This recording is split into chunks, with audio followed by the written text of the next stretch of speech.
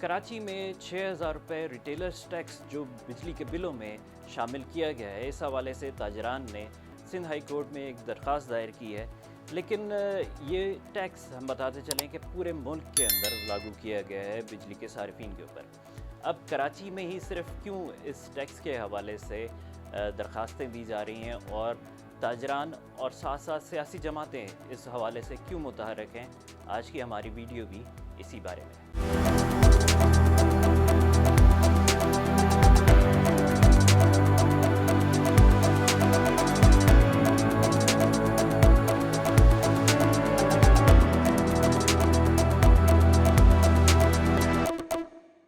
अंजुमन ताजरान Sindh Karachi division के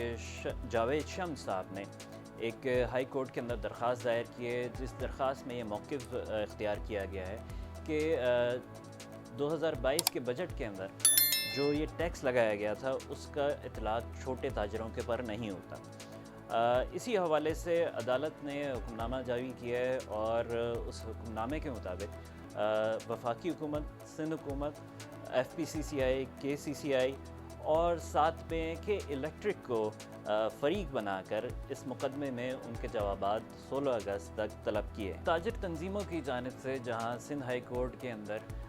ये दरख्वास्त दायर की गई है और इस कहना चाहिए कि ज़ालिमाना टैक्स के हवाले से दरख्वास्त है, तो इसमें तमाम स्टेक होल्डर्स जो कि वफाकी हुकूमत, सिंध हुकूमत, साथ में KCCI, FPCCI और साथ में के इलेक्ट्रिक शामिल हैं, इन सबको एड्रेस किया गया, इनसे जवाबात भी मांगे गए हैं। लेकिन जमात इस्लामी की तरफ से ख़ास तौर पे इस हवाले से जो एहतजाज किया गया वो सिर्फ के इलेक्ट्रिक के दफ्तर के सामने किया गया। अब सवाल ये पैदा होता है कि जब ये कानून बनाया जा रहा था या असम्बली के अंदर ये बजट पास हो रहा था, तो उस वक्त जमात इस्लामी की जो एक मुत्तहिदा तंजीम है जिसके वो रुकन भी हैं मजलिस अमल,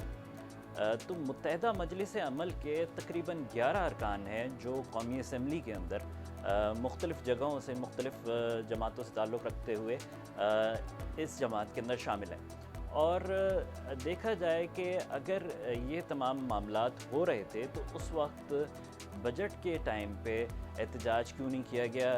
कुछ हलकों की जानिब से ये बातें भी सामने आ रही हैं कि उन्होंने इतना पीसफुल बजट या इतनी आसानी से पेश हो जाने वाला बजट और इतने आराम से पास हो जाने वाला बजट कहीं पे भी तारीख़ में नहीं देखा।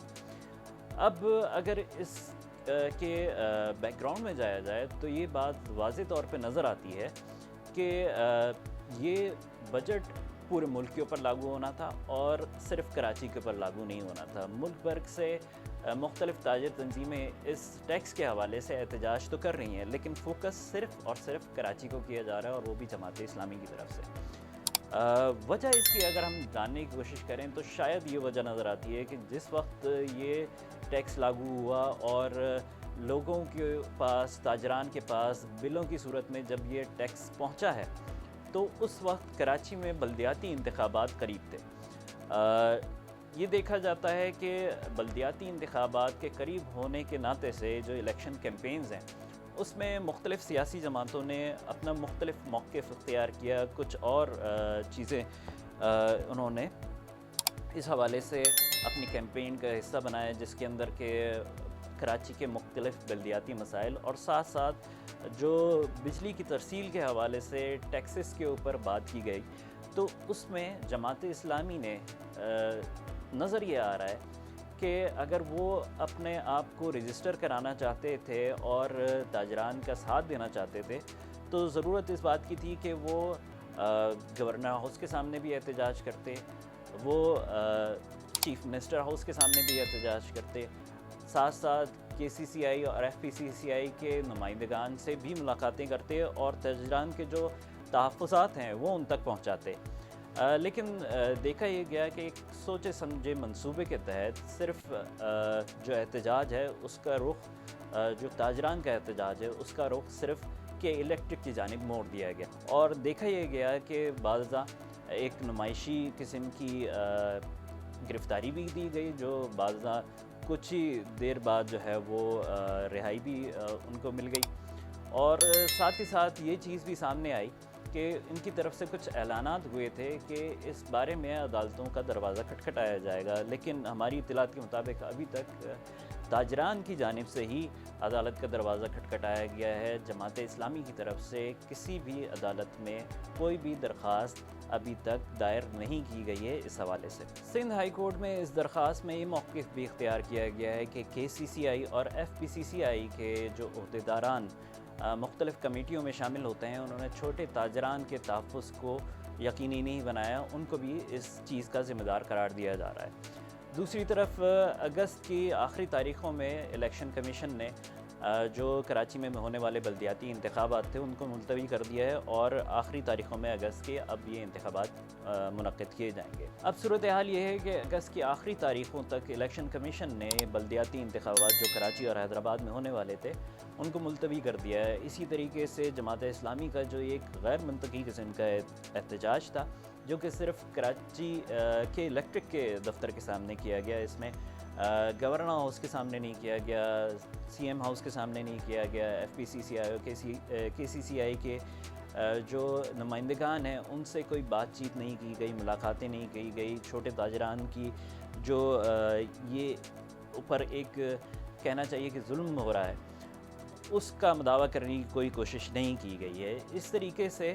اب اگست کی آخری تاریخیں جہاں قریب سے قریب ہوتی چلی جائیں گی، ہم یہ دیکھیں گے شاید کہ دوبارہ سے یہ احتجاج فیول اپ ہو گئے ہیں، دوبارہ سے اس قسم کے احتجاج آپ کو نظر آئیں گے۔ ہو سکتا ہے کہ اسی قسم کی نمائشی گرفتاریاں جو کہ ماضی میں آپ دیکھ چکے ہیں وہ بھی